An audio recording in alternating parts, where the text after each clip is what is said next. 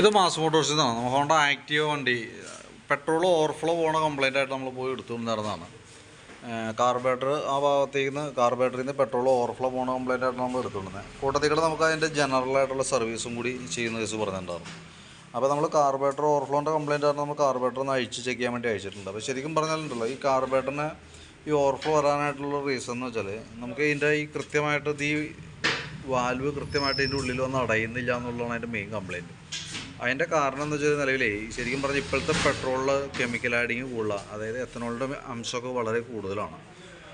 20% ethanol mixing ഉണ്ട്. അപ്പോൾ അത് ചില വണ്ടികളിൽ ഈ കാർബറേറ്റർ അസംബ്ലിയിലൊക്കെ കംപ്ലയിൻറ്റ്സ് കാണിക്കാറുണ്ട്. കാരണം ഈ അലുമിനിയം ഇത് ശരിക്കും പറഞ്ഞാൽ കാർബറേറ്റർ ഈ അസംബ്ലി ബോട്ടം കേസ് എന്ന് പറയുമ്പോഴത്തേക്കും ഇതിൻ്റെ ഈ ബോട്ടം വന്നത് അലുമിനിയമാണ്. അലുമിനിയമായിട്ട് റിയാക്ഷൻ വരുമ്പോൾ വന്ന പ്രോബ്ലമാണത്. നിലവിൽ നമുക്ക് ക്ലീനറൊക്കെ വെച്ച് നല്ല രീതിയിൽ ക്ലീൻ ചെയ്ത് റീസെറ്റ് ചെയ്യാം.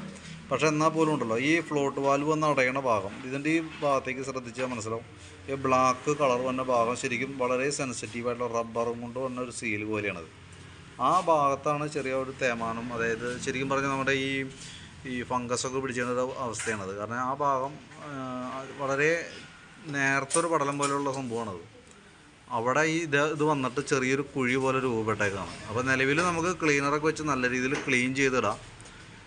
വീണ്ടും റിപ്പീറ്റ് കംപ്ലയിൻറ്റ് വന്നാൽ കാർബറേറ്റർ വീണ്ടും ഓവർഫ്ലോൻ്റെ പ്രശ്നം കാണിക്കുകയാണെന്നുണ്ടെങ്കിൽ കാർബറേറ്റർ അസംബ്ലി മാറ്റി വയ്ക്കലാണ് പിന്നീടുള്ള പോംവഴി കേട്ടോ. അപ്പോൾ സ്വാഭാവികമായിട്ടും നമുക്കൊരു സംശയം വരും, പുതിയ കാർബറേറ്ററും ഈ അലുമിനിയം ബോട്ടവും തന്നെയാണല്ലോ എന്നുള്ളത്. പക്ഷേ ഇത് എല്ലാ വണ്ടികളിലും എല്ലാ പാർട്സുകൾക്കും നിങ്ങൾ കംപ്ലയിൻറ്റ് കിട്ടാറില്ല.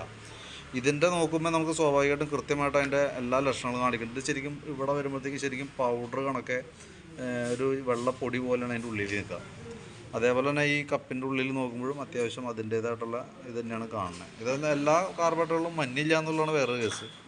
അപ്പോൾ റിപ്പീറ്റ് കംപ്ലയിൻറ്റ് കാണിക്കുകയാണെന്നുണ്ടെങ്കിൽ നമുക്ക് വേറെ ഓപ്ഷൻ ഇല്ല, ഇനി അത് മാറ്റി വയ്ക്കാനാണ് തരുള്ളൂ. അതേപോലെ തന്നെ ആ ഫംഗസ് പോലെ വന്ന ഐറ്റംസ് ഇത് കയറിയിട്ട് ഈ സ്ലോ ജെറ്റൊക്കെ അത്യാവശ്യം ബ്ലോക്ക് ആയിട്ടുണ്ട്. അപ്പോൾ അത് നമുക്കൊന്ന് ചേഞ്ച് ചെയ്ത് തരാം. ഇത് ഏകദേശം നമുക്കൊരു 100-125 രൂപയാണ് നമുക്ക് ഇതിൻ്റെ റേറ്റ് വന്നുള്ളൂ. ഇത് നമ്മൾ എങ്ങനെ ക്ലീൻ ചെയ്തിട്ടാലും കുറച്ച് വീണ്ടും ബ്ലോക്ക് വരുന്നൊരായിട്ടാണ്. അതുകൊണ്ടാണ് ഇത് മാറ്റിയിടുന്ന കേസ് പറഞ്ഞത് കേട്ടോ. പിന്നെ നമ്മളത് കൂടാണ്ട് ജനറലായിട്ട് സർവീസിൻ്റെ കേസ് പറഞ്ഞിട്ടുണ്ട്. സർവീസിന് വേണ്ടിയിട്ട് നമ്മൾ കയറ്റിയിട്ടുണ്ട്. അതിൻ്റെ എയർ ഫിൽറ്ററിൻ്റെ ഭാഗത്ത് നമ്മൾ ചെക്ക് ചെയ്യേണ്ടത്. എയർ ഫിൽറ്ററൊക്കെ പുതിയ ഫിൽറ്ററാണ് കിടക്കുന്നത്. ഒന്ന് ക്ലീൻ ചെയ്ത് കയറ്റിയിട്ടാൽ മതി. അതേപോലെ തന്നെ ക്ലച്ചിൻ്റെ ഭാഗമായി നമ്മൾ അഴിച്ച് ചെക്ക് ചെയ്യുന്നുണ്ട്. അപ്പോൾ നമുക്ക് ഇവിടെ ഈ ക്ലച്ച് ഷാഫ്റ്റിൻ്റെ ഈ സൈഡിൽ ഓയിൽ ലീക്ക് തുടങ്ങിയിട്ടുണ്ട്. ആരംഭമാണ്. ഇവിടെ നോക്കുമ്പോൾ അറിയാം, ഈ ഓയിൽസിൽ ചെറുതായിട്ട് ഓയിൽ മയം പുറത്തേക്ക് വന്നു തുടങ്ങിയിട്ടുണ്ട്. കൈയോടെ തന്നെ നമുക്കതൊന്ന് ചേഞ്ച് ചെയ്തിടാം. ഇവിടെയും ചെറിയൊരു നനവുണ്ട്, എന്നാൽ കാര്യമായിട്ടുള്ള പ്രോബ്ലത്തിലേക്ക് എത്തിയിട്ടില്ല അത് കേട്ടോ. പിന്നെ ബെൻഡെക്സിൻ്റെ ഒക്കെ വർക്കിംഗ് ഓക്കെയാണ്, നിലവിൽ വേറെ പ്രോബ്ലം ഒന്നുമില്ല. Variator body, boss drive, roller അടങ്ങുന്ന യൂണിറ്റാണത്. അത് നിലവിൽ വേറെ കംപ്ലൈൻറ്റോ കാര്യങ്ങളൊന്നുമില്ല. പുതിയതാണ്, ഫ്രഷാണ് സംഭവം കേട്ടോ. അപ്പോൾ അതൊക്കെ ഒന്ന് ക്ലീൻ ആക്കിയിട്ടൊന്ന് റീസെറ്റ് ചെയ്ത്, അത്യാവശ്യം ഇത് വർക്ക് ചെയ്തിട്ടുള്ള പൊടിയൊക്കെ അതിനകത്തുണ്ട്. അപ്പോൾ അതൊക്കെ ഒന്ന് ക്ലീൻ ചെയ്ത് റീസെറ്റ് ചെയ്താൽ മതി. ക്ലച്ച് വെയിറ്റ് സെറ്റ് വന്ന യൂണിറ്റാണത്. അതൊന്ന് ക്ലീൻ ചെയ്തിട്ടാൽ മതി, വേറെ പ്രോബ്ലം ഒന്നുമില്ല. വർക്കിംഗ് ഒക്കെ ഓക്കെയാണ്. അഴിച്ച് ഗ്രീസ് ചെയ്യേണ്ട ഒരു സിറ്റുവേഷൻ നിലവിലില്ല. വർക്കിങ്ങിൻ്റെ കണ്ടീഷനൊക്കെ ഓക്കെയാണ്. ഇപ്പോൾ ബെൽറ്റ് നമ്മൾ നോക്കുമ്പോൾ കമ്പനി ബെൽറ്റാണ്, ഹോണ്ടയുടെ ഒറിജിനൽ ബെൽറ്റ് തന്നെ കിടക്കണം. ഈ സെൻറ്റർ പോർഷനിലേക്ക് നോക്കുമ്പോൾ ചെറിയൊരു പൊട്ടലൊക്കെ തുടങ്ങിയിട്ടുണ്ട്. പക്ഷേ നമുക്ക് ഈ ലോക്കൽ ഓട്ടോക്കെ ആയതുകൊണ്ട് തന്നെ നമുക്ക് വേണമെങ്കിൽ നമുക്കത് ഉപയോഗിക്കാം. നെക്സ്റ്റ് സർവീസിലും അടുത്ത സർവീസായാലും നമുക്ക് ഏകദേശം ഒരു 4 മാസം കഴിയുമ്പോഴാണ് അടുത്ത സർവീസ് വരാം. 4 മാസം അല്ലെങ്കിൽ 3000 കിലോമീറ്റർ. അത് കറക്റ്റായിട്ടാണ് ചെയ്യണമെന്നുണ്ടെങ്കിൽ നമുക്ക് ആ സർവീസിലും നമ്മൾ ഇതേപോലെ തന്നെ ചെക്ക് ചെയ്യും. അപ്പോൾ കൂടുതലായിട്ട് പ്രോബ്ലം തോന്നാമെന്നുണ്ടെങ്കിൽ നമുക്ക് ആ സർവീസിൽ മാറ്റിയാൽ മതി. എന്തായാലും അടുത്ത സർവീസുകളൊക്കെ കിടക്കും. സർവീസ് കറക്റ്റായിട്ട് ചെയ്യണം എന്ന് മാത്രം കേട്ടോ. പിന്നെ അതേപോലെ തന്നെ ബാക്ക് ബ്രേക്കിൻ്റെ കയ്യിൽ നമുക്ക് ബ്രേക്ക് ലൈനറൊക്കെ അഡ്ജസ്റ്റ് ചെയ്യാനുണ്ട്. ടയറിന് കട്ടൊക്കെ ഉണ്ട് അത്യാവശ്യം കേട്ടോ. വേറെ പ്രോബ്ലം ഒന്നുമില്ല. ആ ഭാഗത്തേക്ക് വേറെ കംപ്ലയിൻ്റ് ഒന്നുമില്ല. പിന്നെ അതേപോലെ ചോക്കിൻ്റെ കേബിൾ നോക്കുമ്പോൾ ചെറിയൊരു ടൈറ്റ് കാണിച്ചു തുടങ്ങിയിട്ടുണ്ട്. അതെന്ന് വെച്ചിട്ട് ഓയിലൊക്കെ കൊടുത്ത് ഇട്ട് നോക്കാം. ആക്സിലേറ്റർ കേബിൾ വേറെ പ്രോബ്ലം ഒന്നുമില്ല. ഫ്രണ്ട് ഭാഗത്തേക്ക് വരുമ്പോഴത്തേക്ക് നമുക്ക് അതിൻ്റെ ഫ്രണ്ടിലത്തെ ബ്രേക്ക് ലൈനറൊക്കെ അത്യാവശ്യം ഉപയോഗിക്കാനുണ്ട്. ക്യാമൊക്കെ ഒന്ന് അഴിച്ച് ഗ്രീസ് ചെയ്ത് റീസെറ്റ് ചെയ്യാം. കോളറൊക്കെ ഈ ലിങ്കൊക്കെ ഒന്ന് അഴിച്ച് ഗ്രീസ് ചെയ്തിടാം. ലിങ്ക് പുഷുകളൊക്കെ ഒന്ന് അഴിച്ച് ഗ്രീസ് ചെയ്ത് റീസെറ്റ് ചെയ്യാം. ഫ്രണ്ടിലേക്ക് വരുമ്പോൾ ഈ ഒരു കേബിൾ ഔട്ടർ വലിഞ്ഞ് നിൽക്കുക. അതാണ് നമുക്ക് വണ്ടി തള്ളണ സമയത്ത് ചെറിയൊരു ടൈറ്റൊക്കെ കാണിക്കുന്നതിൻ്റെ റീസൺ അതാണ്. ഇത് രണ്ടും സെയിം കേബിളാണ്. അതായത് ഇതേപോലെ തന്നെ ലെങ്ത്ത് തന്നെയാണ് ഈ കേബിളും. ഇവിടെ നോക്കുമ്പോൾ ഇതിൻ്റെ ബ്രേക്ക് പിടിക്കുമ്പോൾ ഇങ്ങോട്ടേക്ക് വലിയാനുള്ള ഗ്യാപ്പുണ്ട്. ഈ കേബിൾ ഓൾറെഡി വലിഞ്ഞ് നിൽക്കുക. അപ്പോൾ അതുകൊണ്ട് നമുക്ക് ബ്രേക്ക് അഡ്ജസ്റ്റ് ചെയ്താൽ എങ്ങനെ നോക്കിയാലും അത് ക്ലിയർ ആയിട്ട് കിട്ടില്ല. അപ്പോൾ ആ കേബിൾ എന്തെങ്കിലും മാറ്റിയിടാം, അതാണ് ഏറ്റവും നല്ലത്. കാരണം ഫ്രണ്ട് ബ്രേക്ക് തന്നെ ആയതുകൊണ്ട് നമുക്കൊരു റിസ്ക് ആണ് താൻ.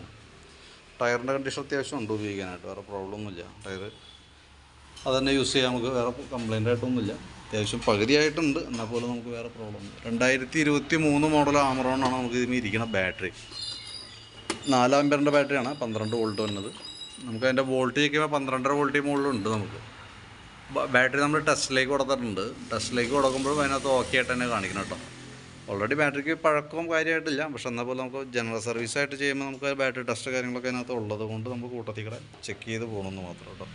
പിന്നെ അതേപോലെ തന്നെ സ്പാർക്ക് പ്ലഗ് നമ്മളൊന്ന് ക്ലീൻ ചെയ്തിടുന്നുണ്ട്. വേറെ കംപ്ലയിൻറ്റ് നിലവിലൊന്നുമില്ല. ശരിക്കും ഒന്ന് ക്ലീൻ ചെയ്ത് റീസെറ്റ് ചെയ്യുക. അത് എയർ ഫിൽറ്റർ മാറ്റിയ കൂട്ടത്തിൽ കൂടെ പ്ലഗ് മാറ്റിയേക്കുന്നതാണ്. പിന്നെ അതേപോലെ തന്നെ എഞ്ചിൻ ഓയിൽ നമ്മൾ ചെക്കപ്പാണ് പറഞ്ഞായിരുന്നത്. ഓയിൽ നോക്കുമ്പോൾ നിലവിൽ മോശമായിട്ടൊന്നുമില്ല, നല്ല ഓയിലാണ്. അപ്പോൾ ഓയിൽ കറക്റ്റ് കിലോമീറ്റർ, ഓയിൽ ശരിക്കും പറഞ്ഞാൽ 3000 കിലോമീറ്ററാണ് അതിൻ്റെ ഒരു ചേഞ്ച് ചെയ്യുന്ന പീരീഡ് വരാം. നല്ല ലൈഫ് എന്ന് പറഞ്ഞാൽ 3000 കിലോമീറ്ററാണ്. അത് ഓരോ 3000 കിലോമീറ്റർ കൂടുമ്പോഴാണ് നമുക്ക് അതിൻ്റെ ഓയിൽ ചേഞ്ച് ചെയ്യേണ്ടത്. അപ്പോൾ നിലവിൽ നോക്കുമ്പോൾ ഇപ്പോൾ കളറിൻ്റെ ബേസ് വെച്ച് നോക്കുകയാണെന്നുണ്ടെങ്കിൽ ഇപ്പോൾ നിലവിൽ അതിനുള്ള ഇതായിട്ടില്ല.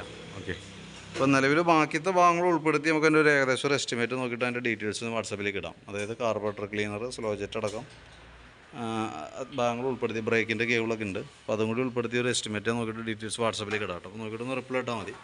നാളെ ഒരു ഉച്ച കഴിയുമ്പോഴത്തേക്കാണ് കംപ്ലീറ്റ് ആവുള്ളൂ നമുക്കത്.